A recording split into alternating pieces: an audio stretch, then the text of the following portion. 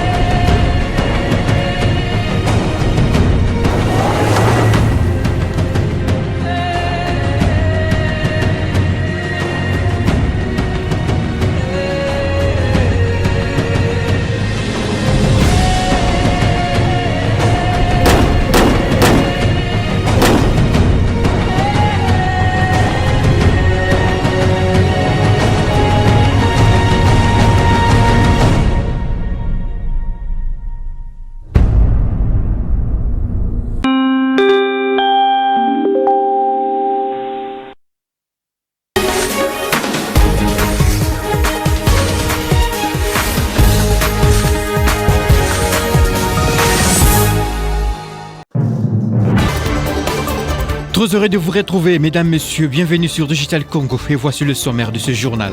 Le président de la République démocratique du Congo, Félix-Antoine Tshisekedi Tshilombo, s'est exprimé du haut de la tribune du Centre national des congrès du Qatar à l'occasion de l'ouverture du 10e sommet mondial pour le développement social, un événement organisé par les autorités qataries sous l'égide de l'Assemblée générale des Nations unies. Rencontre lundi 3 novembre 2025 à Kinshasa entre le directeur des opérations de la Banque mondiale pour la RDC, le Burundi et l'Angola, Albert Zefak, le gouverneur militaire du Nord Kivu Evariste Kakule Somo, occasion pour le gouverneur militaire de cette partie du pays de solliciter plus d'accompagnement de la Banque mondiale dans le secteur des infrastructures ainsi que dans d'autres domaines.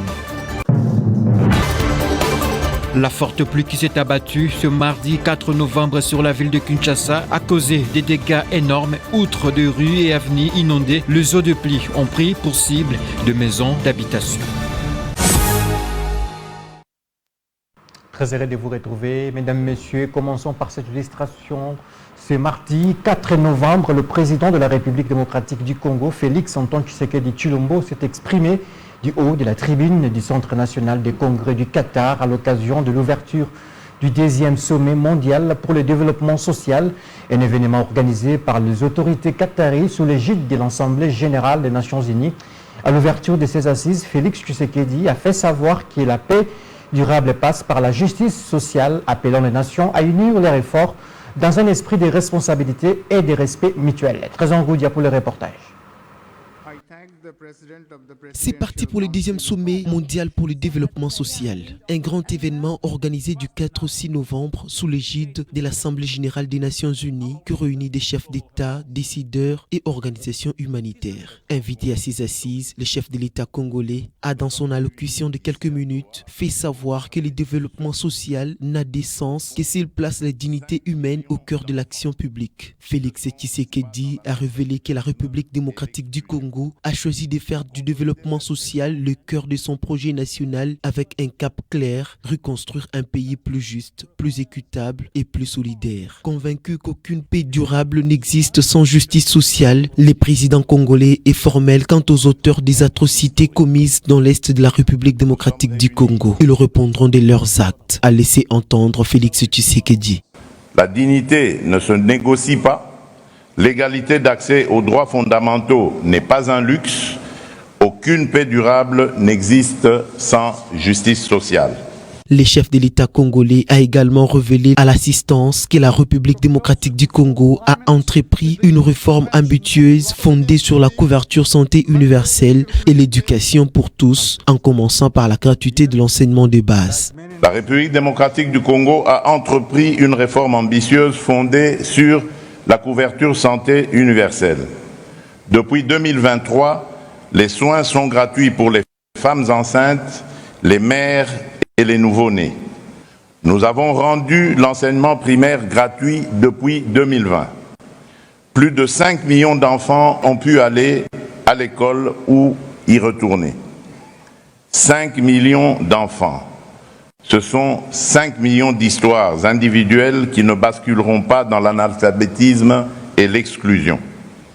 Pour consolider cette réforme et lutter contre l'inégalité des chances, nous déployons un programme national d'alimentation scolaire afin qu'aucun enfant n'abandonne l'école parce qu'il a faim.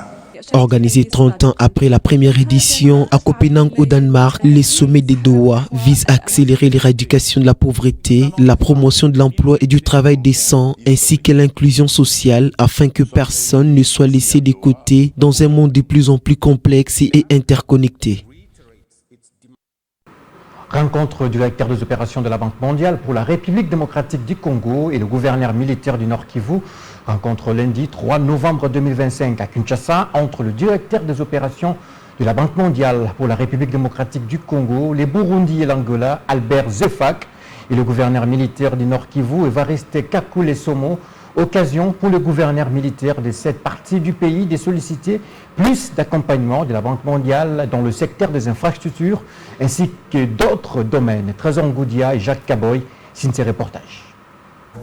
C'est une rencontre porteuse d'espoir entre le directeur des opérations de la Banque mondiale pour la République démocratique du Congo, les Burundi, l'Angola et Sao Tomé, Albert Zefak, et le gouverneur de la province du Nord Kivu. Au menu des échanges, l'accompagnement de la Banque mondiale s'agissant du déroulement des opérations bancaires dans la province du Nord Kivu. Evariste Somo Kakule a, au nom de la population du Nord Kivu, remercié Albert Zefak pour l'engagement de la Banque mondiale en faveur de son entité provinciale et c'est avant de solliciter l'appui de cette institution financière internationale, particulièrement dans les secteurs des infrastructures et plusieurs autres domaines. Nous avons présenté au nom de la population du Nord Kivu nos remerciements pour cet engagement et nous avons formulé la requête d'obtenir encore plus d'accompagnement dans le secteur des infrastructures notamment et d'autres domaines pour le bien-être de la population et tous ces projets visant le retour de la paix dans la globalité, mais aussi le développement économique et social. De son côté, le directeur de la Banque mondiale a rassuré la population du Nord Kivu de la détermination de la Banque mondiale de continuer à travailler de commun accord avec les autorités provinciales pour mettre en place les projets d'infrastructure et de stabilisation au bénéfice de la population. Je voudrais, au nom de la Banque mondiale, rassurer les populations du Nord Kivu que nous allons continuer à travailler avec les autorités. Nous allons continuer à mettre en place les projets d'infrastructure et les projets de stabilisation pour le bénéfice des populations. Un exemple très concret, c'est que les travaux de la route Butembo-Kanya-Bayonga dans le cadre du projet Pacte 1 vont bientôt commencer.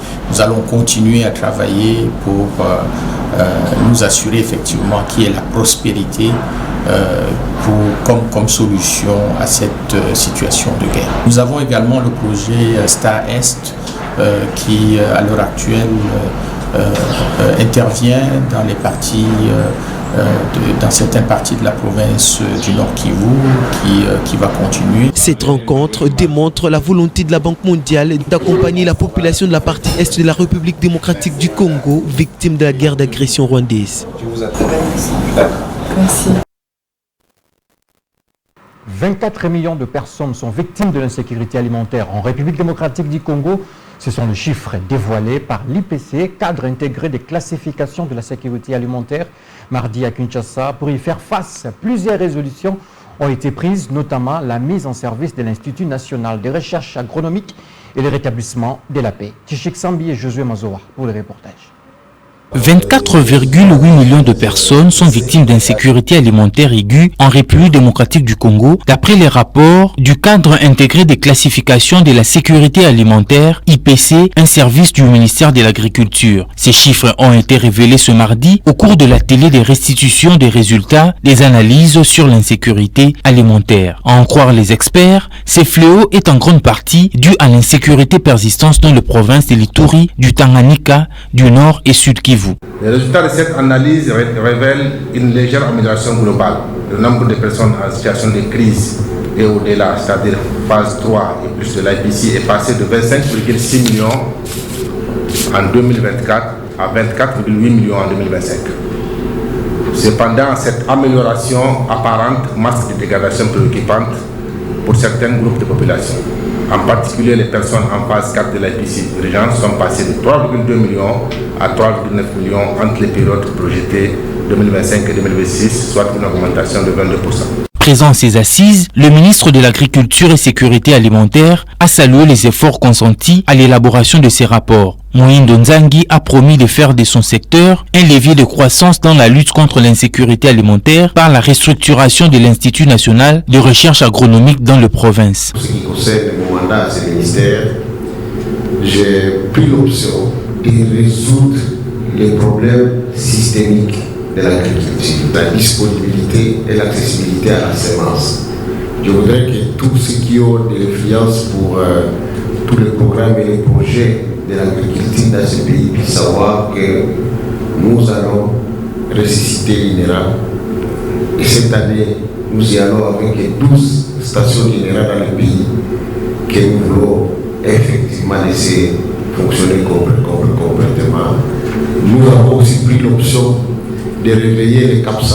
Vous le savez que dans ce pays, il existait des centres d'adaptation et de production de semences dans tous les territoires. Pour faire face à l'insécurité alimentaire grandissante dans le pays, Alain Boyoa, coordonnateur national du programme de sécurité alimentaire et nutritionnelle, recommande le rétablissement de la paix, le renforcement de la sécurité dans l'Est, mais aussi la construction de routes et de dessertes agricoles. La première recommandation, c'est la pacification du pays. Donc, sans la paix, nous ne saurons pas sortir de l'insécurité alimentaire.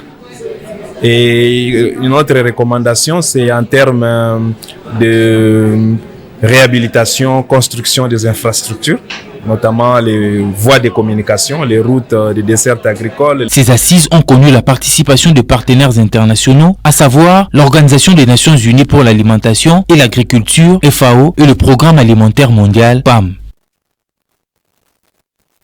La forte pluie qui s'est abattue ce mardi 4 novembre sur la ville de Kinshasa a causé des dégâts énormes. Outre des rues et avenues inondées, les eaux de pluie ont pris pour cible des maisons d'habitation. Abel Condé pour le reportage. Kinshasa sous les eaux, seule expression pour décrire la journée de ce mardi 4 novembre dans la capitale de la République démocratique du Congo.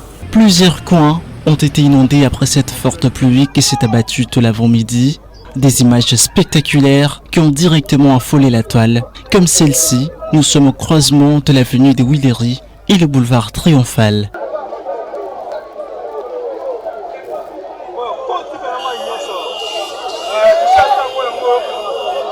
Cependant, la pluie de ce jour a non seulement inondé, elle a surtout aidé à évacuer des tas d'immondices qui ont longtemps traîné sur la voie publique.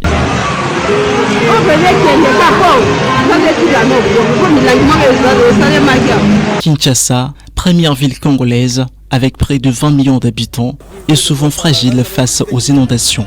Alors que la saison des pluies a signé son grand retour, de nombreux habitants craignent le pire. Et cette illustration, la Banque centrale du Congo clarifie les informations erronées et fallacieuses qui circulent sur les réseaux sociaux. Les chiffres officiels PTR à date sont sans équivoque. Les graphiques dans les communiqués de l'Institut d'émission est éloquent. L'appréciation du franc congolais n'a nullement induit une baisse des recettes publiques.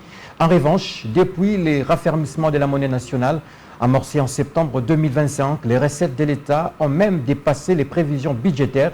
La Banque centrale du Congo invite les grands publics à se référer aux données réelles plutôt qu'à des rumeurs et spéculations relayées par des personnes ou médias dépourvus de toute base statistique. L'appréciation du franc congolais constitue une évolution positive et bénéfique pour l'économie. Elle traduit la vitalité et la solidité de la monnaie nationale, symbole de souveraineté et de fierté du peuple congolais. Il n'y aura pas de taxes aéroportuaires supplémentaires de 30 $ américains à payer par le voyageur en plus du GoPass, a indiqué le mardi à l'ACP un officiel du ministère de l'Intérieur de la République démocratique du Congo qui a requis l'anonymat. Selon cet officiel, contrairement aux fausses allégations relayées par les ennemis de la République, le gouvernement n'instaure aucune nouvelle taxe. Il s'agit d'une redevance sécuritaire perçue par les compagnies aériennes opérant en République démocratique du Congo sous code IATA. Les passagers nationaux ne payent pas cette redevance et pour les voyageurs en dehors du pays, ils n'auront pas de suppléments à payer. Selon la même source, cette redevance qui existait déjà par les services, notamment la DGM, la RVA, a toujours été intégrée au prix du billet d'avion par l'IATA et sera désormais orientée vers une société digitale pour une meilleure traçabilité. Ce système sera déployé dans les aéroports internationaux, le poste frontalier et les ports. Et pour terminer ce journal, l'Organisation des Nations Unies alerte sur une catastrophe humanitaire jamais connue au Darfour, une région du Soudan tombée il y a peu entre les mains de forces de soutien rapide de FCR, alors que des témoignages des massacres plus de 460 civils dans la ville d'El Fasher font écho. Le secrétaire général de l'ONU, Antonio Guterres, a appelé ce mardi à mettre fin, je cite, à ces cauchemars de la violence. Abel Condé. La vie devient de plus en plus un calvaire au Darfour. Situation envenimée par les forces des soutiens rapides FSR qui ont pris le contrôle d'une grande partie de cette région du Soudan il y a quelques semaines, notamment la ville d'El Fasher où plus de 460 civils ont été massacrés dans un hôpital, selon des témoignages. Conséquence, la famine s'empare déjà de cette région. Pour le secrétaire général des Nations Unies, Antonio Guterres, la guerre au Soudan devient hors de contrôle. S'exprimant ce mardi 4 novembre lors d'un sommet à Doha au Qatar, le patron de l'ONU a lancé un avertissement alarmant concernant la ville d'El Fasher et a appelé à un cessez-le-feu immédiat dans ces conflits qui durent depuis 2 ans et qui est devenu l'une des pires crises humanitaires au monde. Des experts de l'ONU estiment que plus de 40 000 personnes ont péri dans la guerre entre l'armée soudanaise et les paramilitaires. Et c'est la fin de ce journal. Restez branchés sur Digital Congo, la chaîne numérique. Merci et au revoir.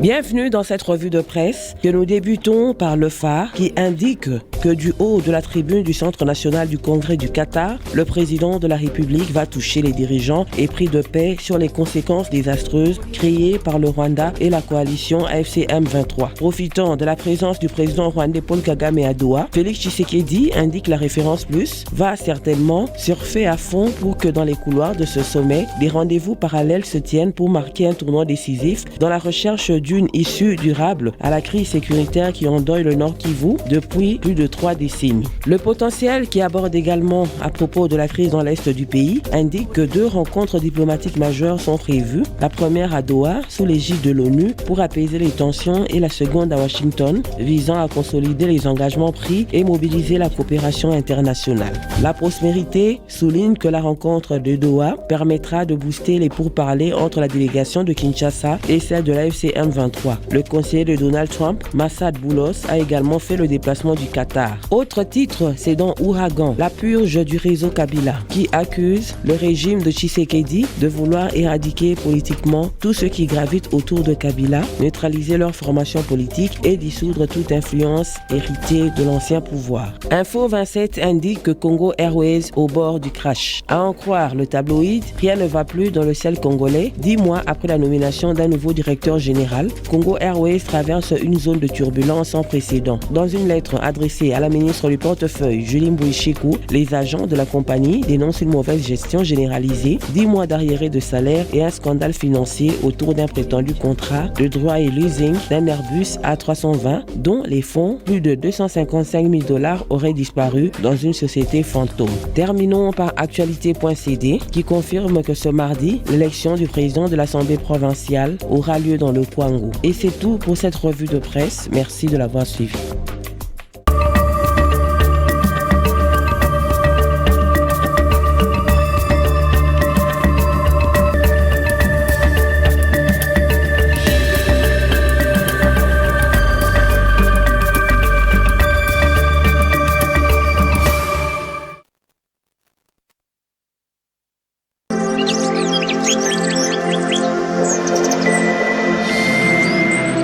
Digital Congo, la télévision numérique.